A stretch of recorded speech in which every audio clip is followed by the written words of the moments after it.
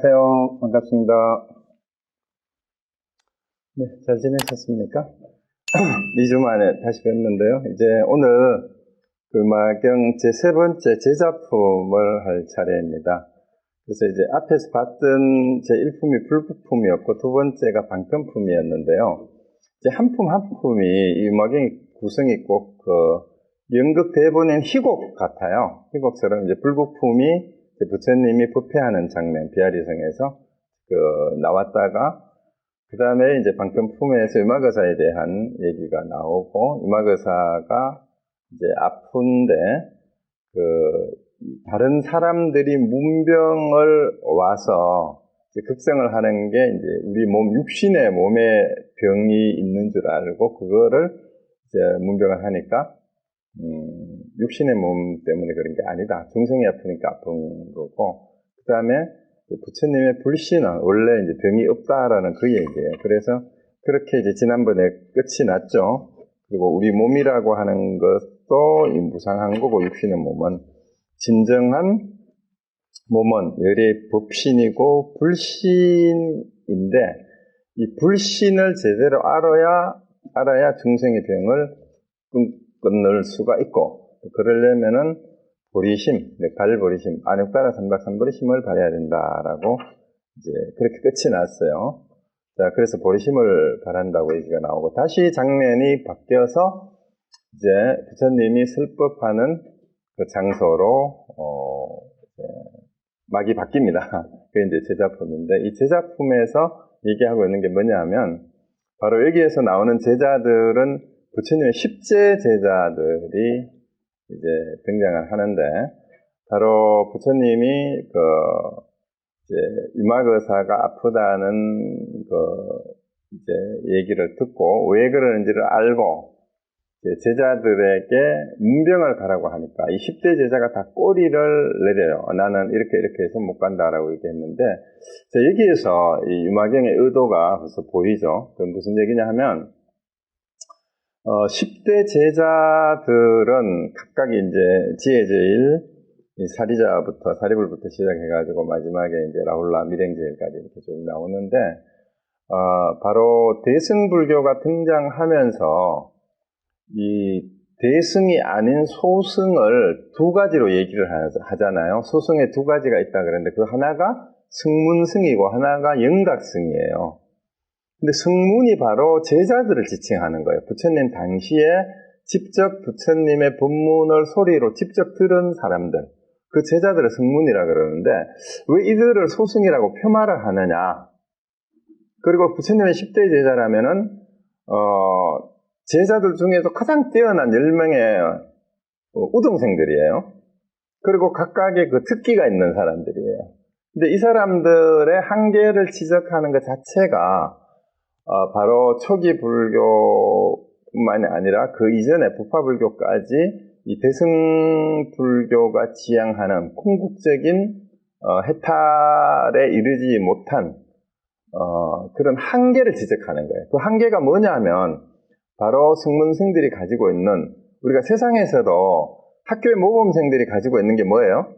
우리 이미지가 좀 틀에 박힌, 그 교칙도 잘 지키고 공부도 잘하고 이 모범생들이잖아. 이 범생이들이 아주 우수하고 공부도 잘하고 착하기는 한데 그 틀이 있다라는 거예요. 그 틀을 깨서 완전히 자유로운 대자유 해탈의 삶을 누려야 되는데, 그리고 모범생들이 흔히 하는 게 뭐예요?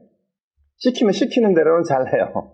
부처님의 직접 제자들도 부처님의 가르침을 잘 받들고 따라서 잘 하기는 하는데, 부처님 진짜 원한 건 뭐예요? 추종자가 되는 것이 아니라 그걸 뛰어넘어서 본인이 창의적이고 독창적인 대자유인으로 살아가라. 네 인생을 네 인생답게 살아라. 어떤 틀에도 걸리지 말아라. 라는 것일 수 있는데, 바로 대승불교에 지향하는 것은 어떤 틀에도 걸리지 말고 진정한 해탈 대자유의 삶을 살아야 그게 진짜 해탈이고 자유다. 그러니까 부처님의 가르침에조차도 걸림이 없어야 돼요. 그러니까 일단 부처님의 10대 제자들을 내세워서 이게 대승불교가 지향하는 바를 얘기하기 전에 이제 초기 불교에서 아직 뛰어넘지 못했던 대승불교의 한 단계 넘어서야 되는 부분이 어떤 부분인가를 이제 10대 제자들의 수행을 이제 지적을 하면서 그것이 아직 완전한 해탈에 이르지 못했음을 10명의 제자들의 오히려 특기를 그대로 지적을 하는 거예요. 자, 그래서 바로 이 제작품은 바로 이 유마경이 대승불교의 꽃이라고 얘기를 하고, 특히 이제 출가자와 제가자를 엄격히 구분하고 종교적으로 해야 되는 것과 하지 말아야 되는 것이 이렇게 분별이 되잖아요. 그런 것들을 다 뛰어넘을 수 있는 불이법의 이제 얘기를 하기 위해서 그것이 아직 불이법에 이르지 못했음을 지적하는 내용들로 이루어져 있습니다. 그래서 이제 10가지 사례라고 할 수가 있어요. 이제 10명의 제자들을 등장시켜가지고 얘기를 하는 겁니다. 그래서 대승불교가 다 함께 가자라는 것은 단순히 모든 사람이 다 간다라는 게 아니라 어떤 것에도 걸림이 없고 모든 것을 다 포용할 수 있어서 걸림없는 대자유를 실제 우리 삶 속에서 실현해내는 삶이 돼야 되는데, 그렇지 못하고 이제 모범생의 틀에 갇혀서는 안 된다라는 그 얘기일 수 있습니다. 그래서 틀에 갇히게 되면 완전한 해탈이 될 수가 없으니까 그거를 넘어서 진정한 해탈의 또 깨달음의 대의를 내 삶 속에서 구현해낼 수 있어야 된다. 그래야 이제 진짜 불이법의 진수고 대승불교의 진수가 거기에서 드러나는 거다라고 얘기를 하는 거죠. 그래서 이제 유마일이 이 제자들의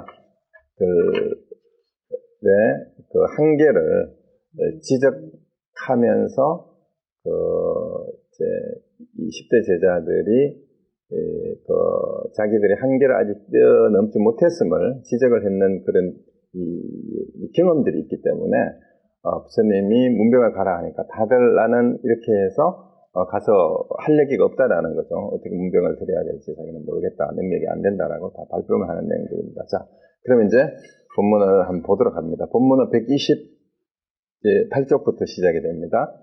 자, 그때 장자 유마일은 병상에 누워서 스스로 세존께서는 어찌하여 대자비를 베풀어 보이지 않으시는 것일까라고 생각을 하였다. 이렇게 했는데 이 첫 번역부터 제가 보기에는 이게 번역이 이상하죠?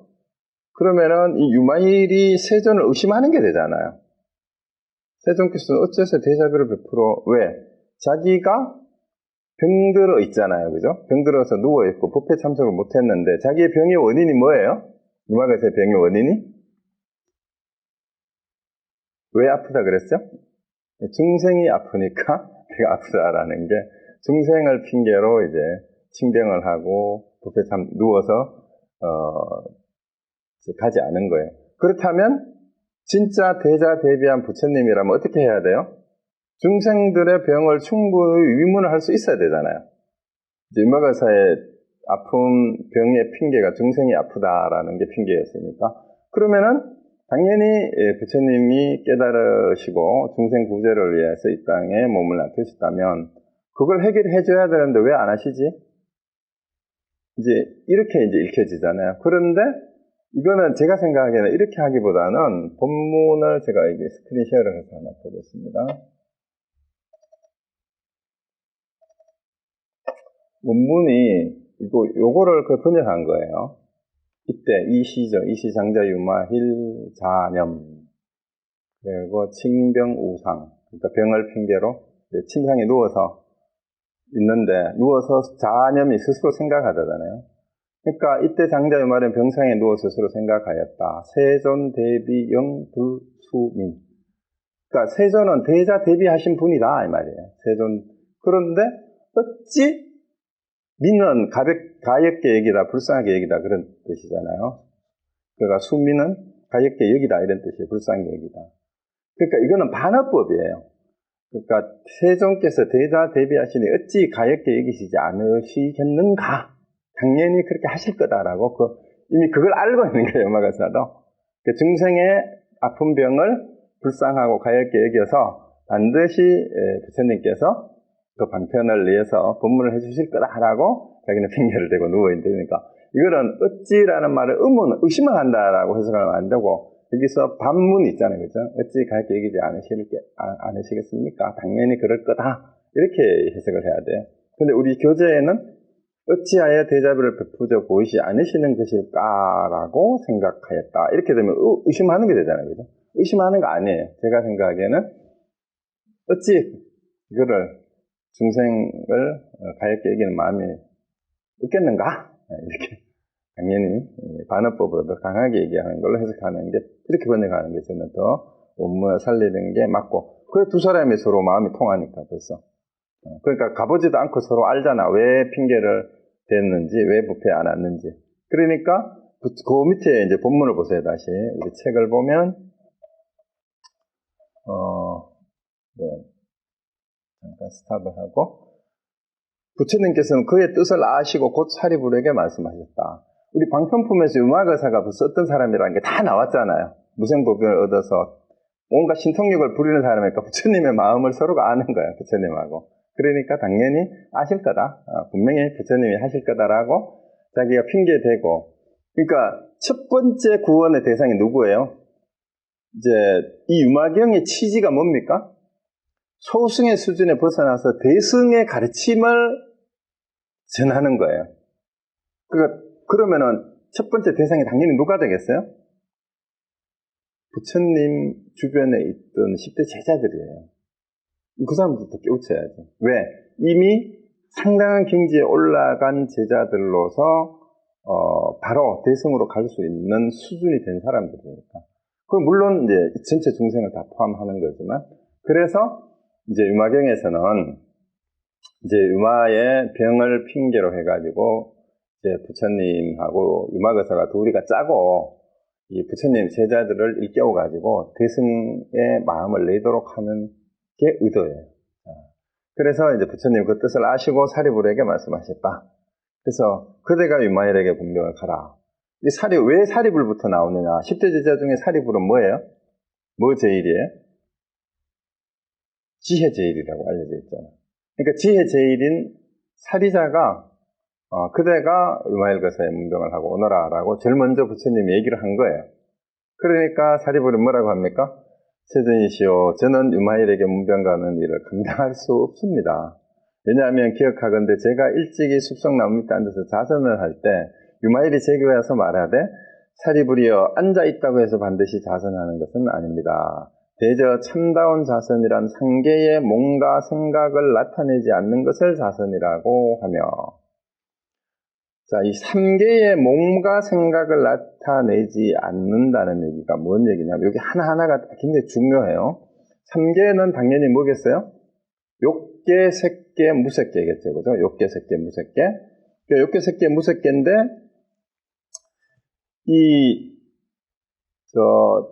자선은 욕계든 색계든 무색계이든 몸과 마음의 형상의 틀에 매이면은 그게 진짜 자선이 아니단 말이에요. 여기서 자선을 한자로는 거의 연자로 되어 있어요. 편안하게 앉는다라는 그런 뜻인데, 그러니까 우리가 참선을 한다, 자선을 한다 그러면은 다리 꼬고 앉아서 자세를 어떻게 바르게 해야 되고, 뭐 눈은 떠야 된다, 감아야 된다, 뭐 이런 얘기들이 많잖아요. 바른 자세를 해야 되는데 거기에 자선의 궁극적인 의미가 있는 게 아니다 이 말이에요. 진짜 자선은 3계를 뭐예요? 3계에 걸림이 없는 게 그게 진짜 자선인데, 몸과 생각을 3계에 나타내지 않는다라는 말은 바로 욕계, 색계, 무색계 어디에도 몸과 마음이 걸림이 없어야 된다 이 말이에요. 그냥 걸림이 없어야 된다. 그런데 이제 숲속에 나무 밑에 앉아서 자선한다라는 말이 뭐예요? 조용한 공간을 찾아서 또 정자를 자세를 바로 해서, 이런 게 전부 다 형식이잖아요. 그런 틀이 굳이 세속의 시장을 떠나서 숲속에 조용한 데를 찾아가는 것이 그게 자선도 아니고, 또 자세를 바로 앉는 게 그게 자선도 아니다라는 거예요. 거기서부터 치고 나가는 거예요. 그 다음에 두 번째는 또 진짜 뭐가 자선이냐? 멸정을 일으키지 않고 모든 위를 나타내는 것이고, 요거는 번역을 잘못한 것 같아요. 한번 원문을 다시 한번 보겠습니다.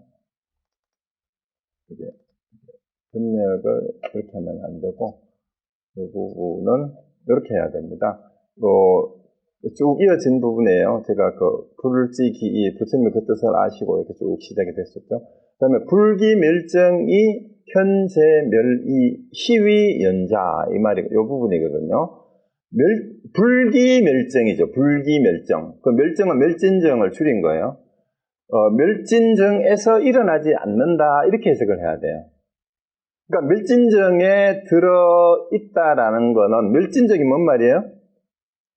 일체 모든 번뇌 망상이 다 소멸되어서 원래 고요한 그러한 상태에 있는 걸 멸진정이니까, 일체 모든 번뇌 망상을 일체 모든 번뇌 망상이 떠나가는 마음의 상태가 멸진정이에요. 그 최고의, 선정의 최고 단계죠. 그래서 마음은 그러한 멸진정의 상태에 있으면서, 이 말이에요. 그게 불기멸정이에요. 그러면서도 뭡니까? 현재위. 모든 위는, 위라는 말이 모습이에요. 겉으로 드러나는 모습. 마음은 멸진정 상태에 있으면서 겉모습은 다양한 모습을, 제위니까 모든 위를 언제 어디서 적재적소에서 다양한 형태로 모습을 다 나타낸다, 이 말은 뭔 말입니까? 이제 거꾸로 얘기하면 내가 언제 어디 가서 무슨 일을 하고 있더라도 마음속에는 전혀 번뇌망상이 없어요. 그러니까 앞부분에서 방편품에서도 나왔잖아요. 심지어는 시부도의 마지막처럼 어물전에서 교화하고 술집에서 부처되게 한다라고 했대. 시장 통해서 온갖 시정 잡배들하고 올려가지고 온갖 농짓거리를 하고 술주정을 하고 술색잡기를 하면서도 좋아하는 사람은 도박하는 사람하고 어울리고, 놀기 좋아하는 사람, 놀기 좋아하는 사람, 여행 좋아하는 사람, 여행 좋아하는 사람, 문학과 예술을, 논쟁을 좋아하는 사람, 그 사람들하고 다 해주는데, 마음속에는 어떤 번뇌망상이 없는 상태. 그게 불기멸정이에요. 근데 여기에는, 우리 책에는 어떻게 번역을 해놨어요? 멸정을 일으키지 않고, 이건 말이 안 돼요. 이걸 고치세요. 멸정을 일으키지 않고 하면, 이거는 번역이 말이 안 되는 번역이에요. 그래서 멸진정에서 일어나지 않고, 멸진정에서 혹은 벗어나지 않고, 이렇게 해야 됩니다. 멸진정에서 벗어나지 않으면서도 모든 모습을, 겉모양은 다 나타낼 수 있단 말이에요. 그 어떤 겉모양을 나타내더라도 마음은 멸진정 상태에서 벗어나지를 않는다. 이게 이제 그렇게 해석해야 됩니다. 그것이 바로 자선이며, 그렇게 해야 됩니다. 그 다음에 도법을 버리지 않고 그대로 본부의를 나타내는 것이 바로 자선. 여기는 이제 번역이, 이 부분이 아주 중요하죠. 도법은 부처님의 가르침의 진리의 본문이라는 뜻이에요. 그런데 그걸 버리지 않으면서도 뭐예요? 근데 결국 같은 얘기죠. 그대의 본부의 일을 나타낸다라는 것은, 나타나는 것은 중생들, 본부는 중생이잖아요. 세상 사람들이 하는 일처럼 그대로 하는데, 세상 사람들이 하는 일을 다 해요. 본부의 일을 나타낸다라는 말은. 그런데 그 마음은 어떻다는 얘기예요? 그렇지만 그 사람이 진리의 법을 버리지도 않은 거란 말이에요. 그런데 우리는 어떻게 생각합니까? 세속의 일을 하면 부처님의 법을 버렸다고 생각하고, 또 부처님의 법을 지키고 따르려면 세속을 버려야 된다 생각하잖아, 그죠? 또 그렇지 않다라는 거예요. 부처님의 진리의 법을 버리지 않으면서도 본부의 일을 본부처럼 그렇게 살아가는 모습은 그대로 보이는 거예요. 그게 바로 자선이며, 그 다음에 모든 견해의 움직임 없고 요 사이에 한 구절이 원문이 빠졌어요. 원문이 빠진 게 이제 방금 읽은 부분은 불사도법이 현범부사, 요건 했죠, 그죠? 이게 12자선이고 12연자고, 그 빠진 부분이 어디냐 하면은요, 요게 빠졌어요. 심부주내 역부제외 12연자, 요 구절이 빠져 있습니다. 요 부분이 지금 번역이 안 됐어요. 그 원문에 여기 있는데 이게 굉장히 중요해요. 그 부분의 핵심적인 부분도 여기 빠져 있는데 요거를 어디 적어 놓으십시오. 심부주내 역부제외, 요거를 번역한 것이 마음이 안에도 머물지 않고 또한 밖에도 있지 않아야 시위연자, 이것이 편안한 자선이다, 이런 말이에요. 그러니까 자선은 몸의 형상의 다리를 결과부조로 하고 앉는 게 그게 자선이 아니고, 진짜 자선은 뭐라는 얘기예요? 마음이 안팎에 머물지 않아야 된다, 이 말이에요. 그런데 마음이 안팎에 머물지 않는 건 당연해요. 왜? 전에 뭐 그 얘기 제가 한번 했죠. 옛날에 한국에 그 세계 종교학회가 세계 종교학회가 열렸는데 한국 그 오스트리아인가 독일 출신의 그 오토라는 그 신학자가 와서 그때 당시에 통도사 그 극락암에 계시던 그 경봉 스님을 찾아뵌 적이 있대요. 이제 그 학회 참석자 왔는데 정식 학회 시작하기 아마 며칠 전에 오셨나 봐. 그래서 이제 그 경봉 스님을 찾아뵙고 인사를 하니까 경봉 스님 외국 사람이 오니까 이제 그 뭐 하시는 분인가 이렇게 물으니까 신학자라고 신을 연구하는 신학자다 이러니까 신학자라면 신이 어디에 있는고 이렇게 물었어요. 그러니까 이제 오토라는 사람이 이제 그 스님을 찾아뵐 정도면 불교에 대해서도 또 종교학자니까 비교 종교학도 기본적으로 했겠죠. 불교로 공부를 좀 했다고 신은 마음 안에 있습니다. 이렇게 대답을 했대요. 그러니까 경봉 스님이 그 말을 듣자마자 백력같이 고함을 질렀다 그래서 안팎이 없느냐 이랬다고 하잖아요. 신은 안팎이 없어요. 마음 안에 머문다 하니까 이제 그 구절이 그 얘기가 떠오르는데요. 그러니까 진정한 자선은 또 진짜 마음은 안팎에 없어요. 그래서 안에도 머물지 않고 밖에도 머무르면 안 된다. 이것이 진짜 자선이다 그 말입니다. 그래서 그 부분이 이제 번역문에다 빠져 있으니까 그대로 본부의를 나타내는 것이 바로 자선이며 그 사이에 요 구절을 넣어야 됩니다. 마음이 안에도 머물지 않고 또한 밖에도 있지 않아야 하는 것 이것이 자선이다. 이렇게 거기를 삽입을 해 주시면 되겠습니다. 자, 그러고 그 다음에 모든 견해에 움직임이 없고 여기서 말하는 모든 견해는 육사 외도의 여러 가지 견해를 얘기를 해요. 거기 뭐 60몇 가지가 있다 뭐 그런 얘기들이 우리 기초요리 할 때도 그런 거 했잖아요, 그죠? 여러 다양한 육사 외도의 견해를 얘기를 합니다. 그러니까 어떤 주장에도 헷갈리지 않고 이 말이에요. 그 말입니다.